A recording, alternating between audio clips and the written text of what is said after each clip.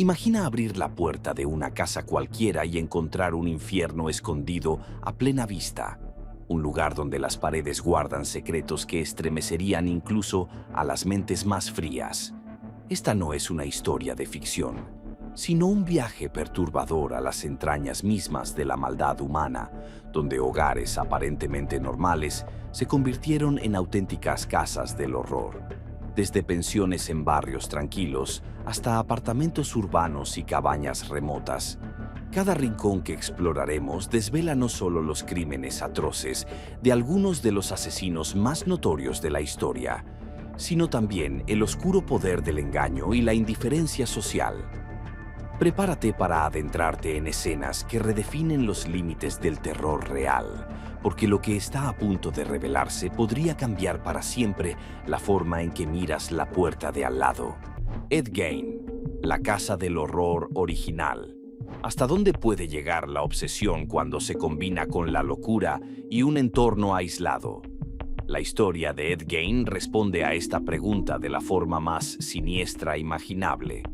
Conocido como el carnicero de Plainfield, Gein se convirtió en uno de los asesinos más perturbadores del siglo XX, no solo por los crímenes cometidos, sino por lo que dejó tras las puertas cerradas de su hogar. La pequeña granja en Wisconsin donde vivía parecía anodina desde fuera, pero en su interior se escondían secretos tan horribles que acabarían inspirando algunas de las películas de terror más icónicas, como Psicosis y La Matanza de Texas. Lo que hizo Gein no era solo matar. Él desdibujaba la línea entre la vida y la muerte con una frialdad imposible de comprender. La infancia de Gein fue el primer eslabón en la cadena de acontecimientos que lo llevaron al abismo. Criado por una madre profundamente fanática y opresiva, Ed creció con la convicción de que el mundo exterior estaba lleno de pecado, especialmente las mujeres, a quienes su madre tachaba de corruptas y perversas. Esta visión distorsionada del mundo quedó grabada en su mente de manera indeleble. Cuando su madre murió, Gein se encontró solo y sin rumbo, aislado en la granja que se convertiría en el escenario de sus atrocidades. Sin embargo, lo que más impactó a la policía cuando finalmente ingresaron a su casa no fue solo el asesinato de Bernice Worden, sino la colección grotesca que había acumulado a lo largo de los años. Dentro de la casa, los agentes encontraron sillas tapizadas con piel humana, máscaras hechas de rostros femeninos cuidadosamente desollados y un cinturón compuesto por pezones humanos. Cada habitación era un recordatorio tangible de la oscuridad absoluta en la que Gein había caído.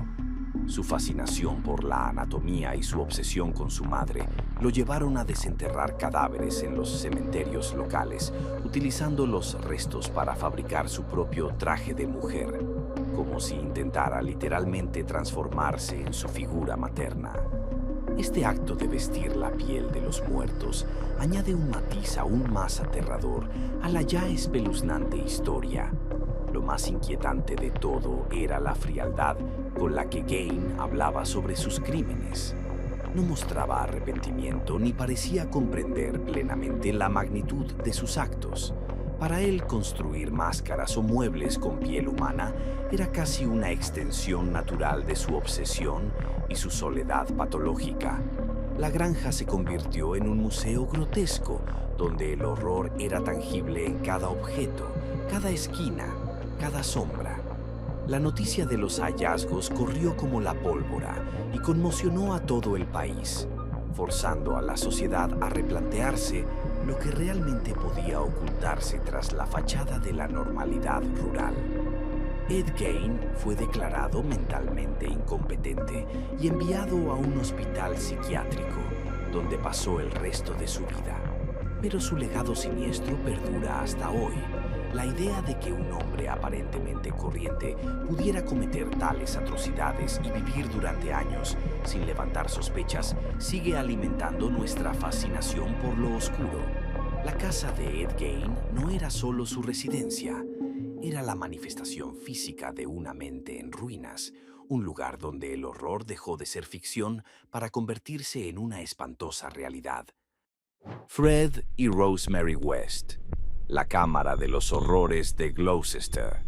Es posible que un hogar, destinado a brindar refugio y amor, se transforme en un escenario de tortura y muerte durante años sin levantar sospechas. La historia de Fred y Rosemary West responde a esta pregunta con un estremecedor sí. Esta pareja británica se convirtió en protagonista de uno de los casos criminales más espeluznantes del Reino Unido, al transformar su modesta casa en la calle Cromwell de Gloucester en un lugar de sufrimiento y muerte.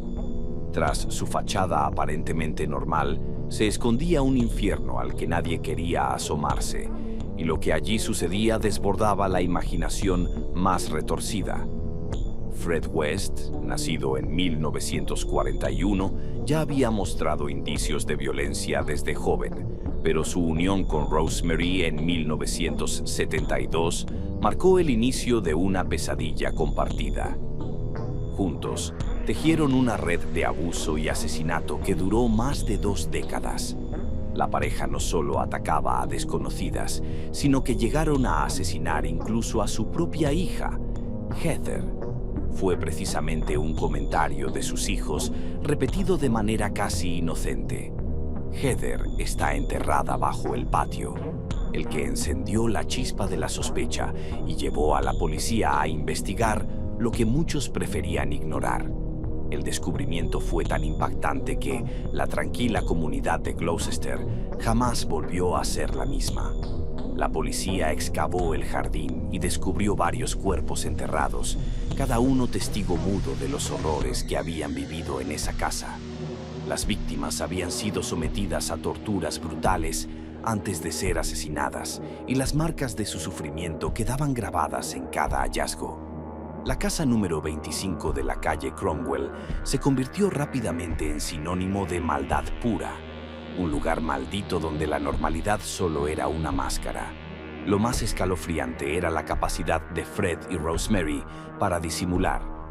Mientras sus crímenes continuaban, llevaban una vida aparentemente ordinaria, criando a sus hijos y participando en la comunidad. Esta doble vida es lo que más inquieta al mirar atrás. ¿Cómo es posible que tantos actos atroces pasaran desapercibidos durante tanto tiempo? La respuesta, en parte, reside en la manipulación y el control que ambos ejercían sobre quienes los rodeaban, mezclando amenazas veladas y apariencias engañosas con una habilidad aterradora. Cuando las pruebas se volvieron innegables, Fred fue arrestado y, antes de enfrentar un juicio, se suicidó en su celda en 1995. Rosemary, por su parte, fue declarada culpable de múltiples asesinatos y condenada a cadena perpetua, convirtiéndose en una de las criminales más infames del país.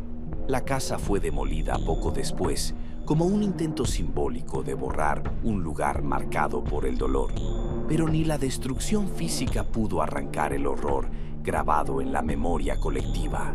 El caso West no solo conmocionó por la cantidad de víctimas, sino por la traición más profunda. Transformar el espacio doméstico, símbolo universal de seguridad, en un escenario de terror continuado. Fue una lección amarga sobre la capacidad del mal para camuflarse tras las fachadas más comunes, un recordatorio perenne de que los monstruos más aterradores a menudo se esconden a plena vista. Robert Berdella, el carnicero de Kansas City. ¿Qué sucede cuando la inteligencia se combina con la maldad más pura? La historia de Robert Berdella, conocido como el carnicero de Kansas City, es un recordatorio estremecedor de hasta dónde puede llegar un individuo cuando pierde todo rastro de humanidad. Berdella no fue un asesino común. Su meticulosidad, su obsesión por documentar cada detalle y su capacidad para llevar una vida aparentemente normal mientras escondía un infierno en su casa, lo convierten en uno de los criminales más perturbadores que hayan existido.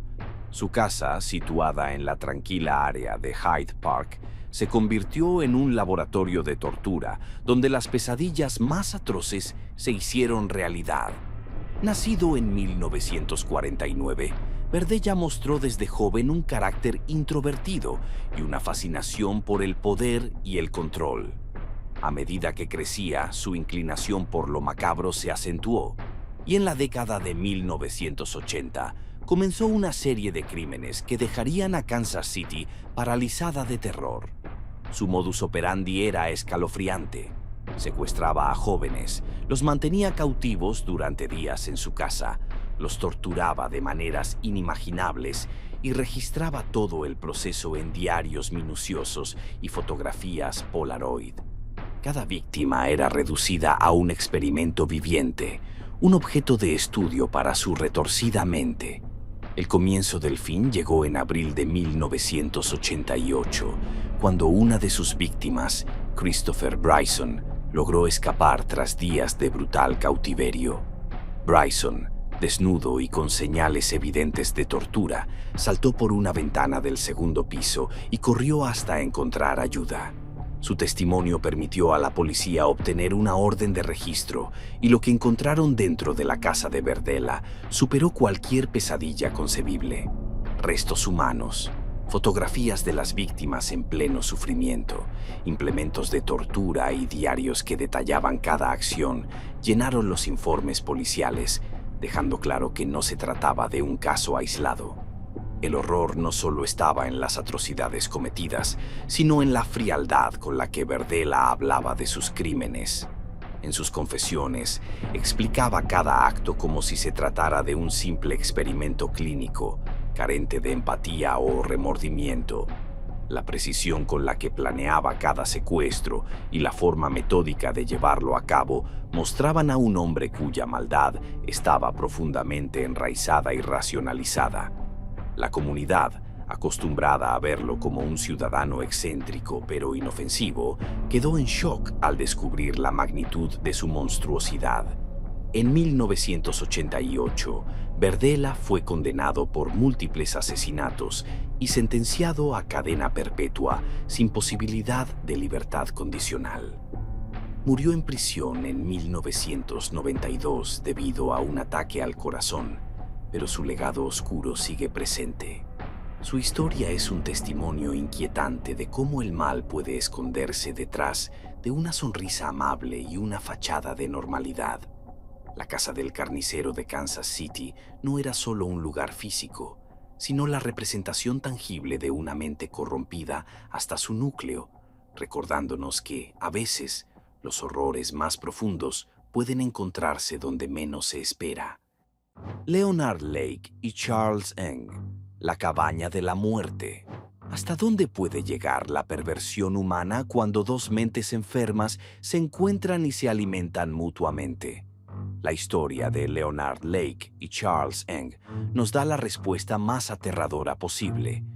Este dúo criminal creó uno de los escenarios más sádicos jamás documentados. Una cabaña remota en las montañas de California, transformada en un auténtico centro de tortura y muerte.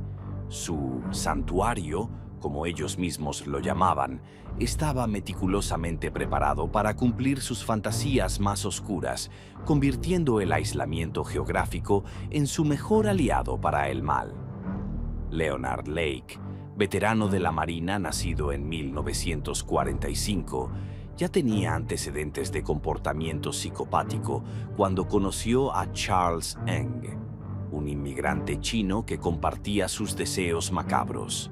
Juntos, comenzaron a secuestrar víctimas, principalmente parejas, a quienes sometían a torturas inimaginables.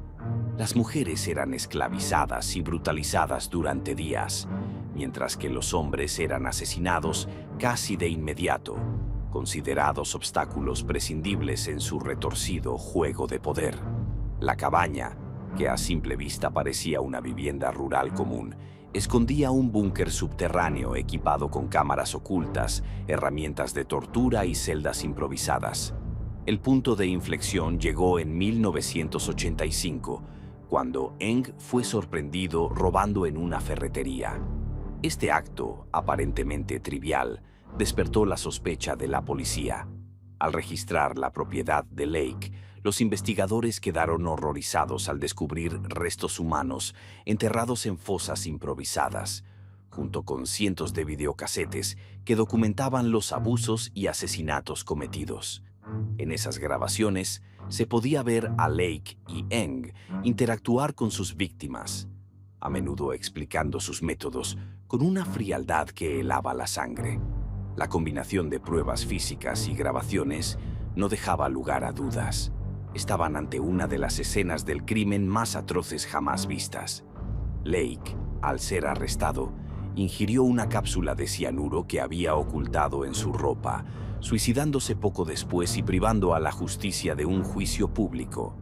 Eng logró escapar a Canadá, pero fue arrestado y, tras un largo proceso de extradición, llevado finalmente a Estados Unidos. En 1999 fue declarado culpable y condenado a muerte, sentencia que sigue vigente hasta el día de hoy. La historia de estos dos hombres dejó una cicatriz indeleble en la memoria colectiva, no solo por la brutalidad de sus crímenes, sino por la precisión casi militar con la que ejecutaron su plan. Lo más inquietante de este caso es la colaboración perfecta entre ambos asesinos, una unión de mentes enfermas que se potenciaron mutuamente en su descenso a la locura. La cabaña de Leonard Lake y Charles Eng no era solo un lugar físico, sino un reflejo brutal de su psique descompuesta. Su historia continúa siendo un estudio escalofriante sobre la deshumanización y la capacidad del mal para esconderse detrás de las apariencias más ordinarias, recordándonos que a veces la verdadera oscuridad reside en la complicidad humana. Jeffrey Dahmer. El apartamento 213. ¿Es posible que un apartamento común y corriente oculte secretos tan horribles que ni la mente más retorcida podría imaginarlos? La historia de Jeffrey Dahmer, conocido como el caníbal de Milwaukee, responde a esta pregunta de la manera más escalofriante posible. En su apartamento número 213, ubicado en un complejo aparentemente normal, Dahmer perpetró crímenes que estremecieron a todo Estados Unidos y al mundo entero. No se trataba solo de asesinatos, sino de una obsesión retorcida por el control absoluto sobre sus víctimas, llevada a niveles que desafiaban cualquier comprensión humana. Nacido en 1960, Dahmer comenzó su camino criminal a finales de la década de 1978, pero no fue hasta principios de los años 90 cuando su escalofriante historia se hizo pública. Dahmer atraía a jóvenes, principalmente de comunidades marginadas, con la promesa de dinero a cambio de posar para fotografías. Una vez dentro de su apartamento, la trampa se cerraba. Las víctimas eran drogadas, estranguladas y desmembradas con meticulosidad. Sin embargo, lo más espeluznante era lo que hacía después. Conservaba partes del cuerpo como trofeos y practicaba el canibalismo en un intento enfermizo de poseer a sus víctimas para siempre. Cuando la policía finalmente irrumpió en el apartamento 213 en julio de 1991, encontraron una escena sacada de las peores pesadillas. En la nevera, cabezas humanas, en armarios y cajones, cráneos y huesos cuidadosamente almacenados, y en grandes barriles azules, torsos desmembrados sumergidos en ácido.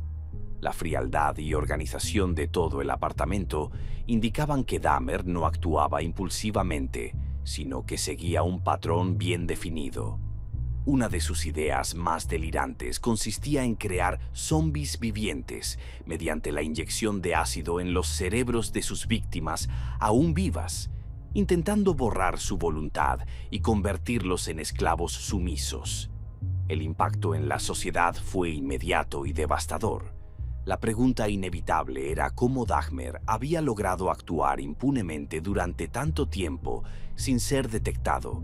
La respuesta reveló fallos sistémicos, desde la negligencia policial hasta la marginación de comunidades vulnerables. En más de una ocasión, Dahmer estuvo a punto de ser descubierto, pero logró manipular la situación a su favor, regresando tranquilamente a su rutina de horror. Su capacidad para camuflar su monstruosidad bajo una apariencia de normalidad es uno de los aspectos más escalofriantes de su historia. Jeffrey Dahmer fue declarado culpable de 17 asesinatos y condenado a múltiples cadenas perpetuas. Sin embargo, su vida terminó abruptamente en 1994, cuando fue asesinado en prisión por otro interno. Aunque la justicia lo alcanzó, el eco de sus crímenes sigue resonando. El apartamento 213 fue demolido en un intento de borrar físicamente ese capítulo oscuro, pero la memoria de lo ocurrido allí permanece imborrable en la historia criminal. Dahmer nos enseñó que el verdadero horror no siempre se oculta en lo sobrenatural. A veces habita en el corazón de un ser humano aparentemente común. Dorotea Puente, la pensión del horror. ¿Hasta qué punto la avaricia puede transformar a una persona en un monstruo oculto a plena vista? La historia de Dorotea Puente nos responde con un escalofriante ejemplo de cómo la codicia y la frialdad pueden camuflarse detrás de la máscara más amable. A simple vista, Dorotea era la típica abuela bondadosa: canas impecables, gafas redondas y un tono de voz suave que inspiraba confianza. Pero detrás de esa imagen entrañable se escondía una asesina despiadada que convirtió su pensión en Sacramento, California, en un lugar donde la muerte acechaba silenciosa. En la década de 1980, Dorotea comenzó a alquilar habitaciones en su casa, ubicada en la calle F, dirigida principalmente a ancianos, personas con discapacidades mentales o problemas de adicción. Sus inquilinos, aislados y sin familia cercana, eran el blanco perfecto para su plan macabro. Puente los atendía con supuesta dedicación, pero en realidad estaba tramando algo mucho más oscuro. Envenenaba a sus víctimas, robaba sus cheques de la seguridad social y luego las enterraba en su propio jardín, ocultando las pruebas bajo un manto de flores y plantas bien cuidadas. Y ya que estamos en medio de este relato estremecedor, quiero aprovechar para recomendarte otro video que definitivamente no querrás perderte. Si esta historia te ha dejado los pelos de punta, lo que te espera en esa otra entrega es igual de sobrecogedor, lleno de detalles que revelan la oscuridad más profunda de la condición humana. No olvides verlo después de terminar este episodio para seguir explorando el lado más aterrador de la realidad. El modus operandi de Dorotea era tan meticuloso como escalofriante. Controlaba cada aspecto de la vida de sus inquilinos, desde las visitas hasta la correspondencia, asegurándose de que nadie notara su desaparición inmediata. Durante años, la mujer logró mantener esta fachada impecable, engañando no solo a los vecinos, sino también a los trabajadores sociales que regularmente visitaban la pensión sin sospechar el infierno oculto bajo sus pies. La pensión se convirtió en un verdadero cementerio clandestino, donde los cuerpos se amontonaban mientras el dinero seguía fluyendo hacia la cuenta bancaria de Puente. El principio del fin llegó en 1988, cuando la desaparición de un inquilino llamado Álvaro Bert nos llevó a la verdad. La denuncia de un trabajador social activó la investigación policial y, poco a poco, la fachada perfecta de Dorotea comenzó a resquebrajarse. La policía decidió excavar el jardín de la pensión, encontrando no uno, sino 7 cuerpos enterrados en diferentes puntos. La imagen de una anciana amable quedó hecha pedazos cuando la realidad salió a la luz. Dorotea Puente era una asesina en serie que se había aprovechado de los más vulnerables, utilizando su aparente fragilidad como arma de manipulación. Intentando escapar de la justicia, Dorotea huyó a Los Ángeles, pero fue reconocida gracias a la difusión masiva del caso y arrestada pocos días después. En 1993 fue condenada por 3 asesinatos, aunque las autoridades sospechaban que sus crímenes eran muchos más. pasó el resto de su vida en prisión, donde falleció en 2011. La pensión fue demolida, pero el impacto de su historia sigue provocando escalofríos. El caso de Dorotea Puente es un recordatorio brutal de que la maldad no siempre tiene el rostro que esperamos. A veces se disfraza de amabilidad, escondiéndose tras sonrisas cálidas y modales impecables, convirtiendo lo familiar y lo acogedor en una trampa mortal imposible de imaginar. Anthony Sowell, el horror en Cleveland. ¿Cómo puede la indiferencia social permitir que el horror se oculte a plena luz durante años?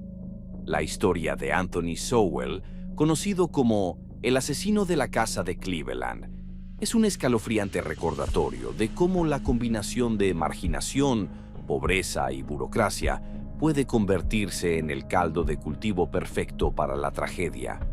La casa ubicada en Imperial Avenue parecía una vivienda cualquiera, deteriorada por el tiempo pero sin mayores señales externas de alarma. Sin embargo, en su interior se escondía una pesadilla que solo saldría a la luz tras años de silencio y desatención. Anthony Sowell, nacido en 1959, comenzó su carrera criminal temprano, pero fue tras salir de prisión en 2005 cuando desató su ola más letal de crímenes. Sus víctimas eran mujeres vulnerables, muchas de ellas con problemas de adicción o situaciones de extrema precariedad. Esto le permitió actuar durante años sin despertar sospechas inmediatas. Entre los años 2007 y 2009, Sowell asesinó a 11 mujeres y ocultó sus cuerpos en diferentes partes de su casa, enterrados en el sótano, arrojados al ático o envueltos en plástico en los rincones más insospechados. Lo más estremecedor era que, pese a los olores nauseabundos que emanaban constantemente de la casa, los vecinos y las autoridades atribuían el hedor a problemas con las cañerías o a mataderos cercanos. La normalización de la decadencia en ese barrio empobrecido fue un factor clave que permitió a Sowell seguir asesinando sin interrupciones. Incluso cuando las víctimas desaparecían, muchas veces no se hacía un seguimiento serio al tratarse de personas consideradas invisibles por el sistema. El principio del fin llegó en octubre de 2009, cuando una mujer logró escapar del infierno y denunció a Sowell por agresión sexual. Esto llevó a las autoridades a obtener una orden de registro para la casa. Lo que encontraron allí superó las peores expectativas: cuerpos en descomposición, restos óseos y señales inequívocas de tortura. La casa, que durante tanto tiempo había sido solo otro edificio olvidado en Cleveland, se convirtió en un símbolo del horror más absoluto.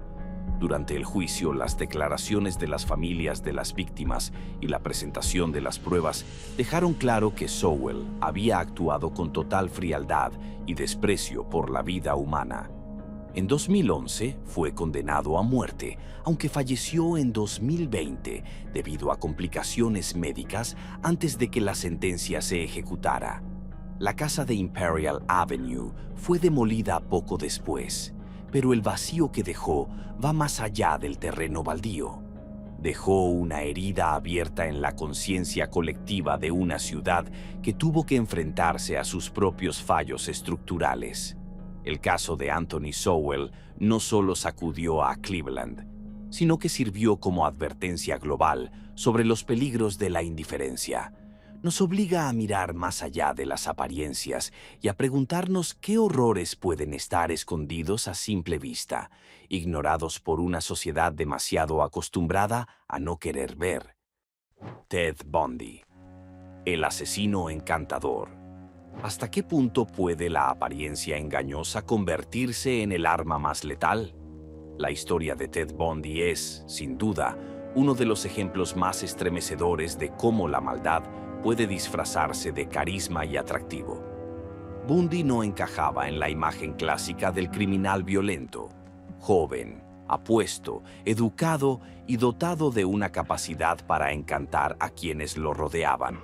Sin embargo, Detrás de esa fachada se escondía uno de los asesinos en serie más notorios de la historia moderna, cuya estela de muerte y manipulación dejó una marca imborrable en la memoria colectiva.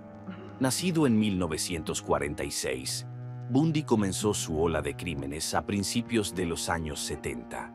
Su modus operandi era tan simple como efectivo. Fingía necesitar ayuda, con un brazo en cabestrillo o cargando libros pesados, para atraer la compasión de mujeres jóvenes, quienes al acercarse caían en su trampa mortal.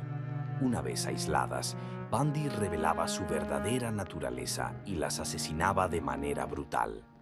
La mayoría de sus víctimas eran mujeres universitarias de cabello oscuro, lo que luego despertó debates sobre si existía un patrón psicológico conectado a su primera relación amorosa fallida. Bundy actuó en al menos 7 estados de Estados Unidos, lo que le permitió evadir la justicia durante varios años. Fue arrestado por primera vez en 1975, pero logró escapar no una, sino 2 veces de la custodia policial, lo que aumentó su leyenda negra. Su segunda fuga, en 1977, lo llevó a Florida, donde cometió algunos de sus crímenes más atroces, incluyendo el ataque al dormitorio de la hermandad Chi Omega, donde asesinó a 2 mujeres y dejó heridas a otras 2 en cuestión de minutos. Lo más inquietante de Bundy era su habilidad para manipular no solo a sus víctimas, sino también al público y a las autoridades. Durante su juicio, que fue televisado a nivel nacional, actuaba como su propio abogado defensor, encantando a la audiencia con su oratoria y su aparente confianza. Sin embargo, la evidencia era abrumadora y, en 1979, fue declarado culpable y condenado a muerte. Pasó casi una década en el corredor de la muerte, durante la cual mantuvo correspondencia con admiradores y continuó jugando un juego psicológico con la prensa y la policía. Finalmente, en enero de 1989, Ted Bundy fue ejecutado en la silla eléctrica, cerrando un capítulo oscuro pero inolvidable en la historia criminal. Su historia ha sido objeto de múltiples documentales, películas y análisis psicológicos, convirtiéndose en el epítome del monstruo encantador. La lección que deja es brutalmente clara. El verdadero peligro a veces no se encuentra en rostros aterradores, sino en aquellos que inspiran confianza y simpatía. Bundy demostró que el mal puede ser seductor, y esa es quizá su forma más peligrosa. John Reginald Christie, el horror de Rillington Place. ¿Puede un edificio de apartamentos ser el escenario silencioso de crímenes atroces sin que nadie lo note durante años? La historia de John Reginald Christie, conocido como el asesino de Rillington Place, nos muestra que la monstruosidad puede ocultarse en la rutina diaria, pasando desapercibida incluso entre vecinos cercanos. Christie, con su comportamiento reservado y su apariencia común, logró convertir su apartamento en un verdadero matadero humano en pleno corazón de Londres durante la década de 1940. Christie, nacido en 1899, llevaba una vida aparentemente anodina. Veterano de la Primera Guerra Mundial, trabajó en empleos modestos y era conocido como un hombre tranquilo y algo retraído. Sin embargo, detrás de esa fachada se escondía un asesino metódico y despiadado. Entre 1943 y 1953, Christie asesinó al menos a 8 personas, aunque algunos sospechan que el número podría ser mayor. Su método de asesinato era tan peculiar como escalofriante. Utilizaba monóxido de carbono para adormecer a sus víctimas antes de estrangularlas, y en algunos casos cometía actos de necrofilia, lo que añadía un matiz aún más oscuro a sus crímenes. El apartamento de Christie, situado en el número 10 de Rillington Place, se convirtió en un macabro almacén de cadáveres. Ocultaba los cuerpos dentro de armarios, debajo del suelo y, más tarde, emparedados en la cocina. Su capacidad para manipular y mentir le permitió, durante años, desviar la atención de las autoridades y de sus propios vecinos. Incluso llegó a incriminar a Timothy Evans, un inquilino inocente, por la muerte de su esposa e hija, lo que llevó a la ejecución de Evans en 1950. Este error judicial se convirtió en uno de los más sonados en la historia británica y tuvo profundas repercusiones legales y éticas en el país. El derrumbe del imperio criminal de Christie comenzó en 1953, cuando dejó su apartamento y los nuevos inquilinos, al percibir un olor nauseabundo, descubrieron los cuerpos emparedados. La noticia conmocionó a la nación y desató una cacería para capturar a Christie, quien fue finalmente arrestado tras varios días prófugo. Durante su juicio, Christie se mostró frío y distante, ofreciendo confesiones que helaban la sangre, pero que ayudaron a esclarecer la magnitud real de sus crímenes. Condenado por múltiples asesinatos, Christie fue ejecutado en la horca en julio de 1953, cerrando un capítulo siniestro en la historia criminal británica. El edificio de Rillington Place fue demolido años después, pero la memoria de lo ocurrido allí sigue viva, no solo como una advertencia sobre la capacidad humana para el mal, sino también como un símbolo de los fallos del sistema judicial. La historia de John Reginald Christie nos deja una lección inquietante. Incluso en los entornos más cotidianos, la oscuridad puede acechar silenciosamente. Y, a veces, quienes parecen más inofensivos son quienes esconden los secretos más terribles, desafiando nuestra percepción de seguridad y confianza. John Wayne Gacy, el payaso asesino. ¿Puede alguien llevar una doble vida tan convincente que logre engañar a toda una comunidad mientras perpetra los crímenes más atroces?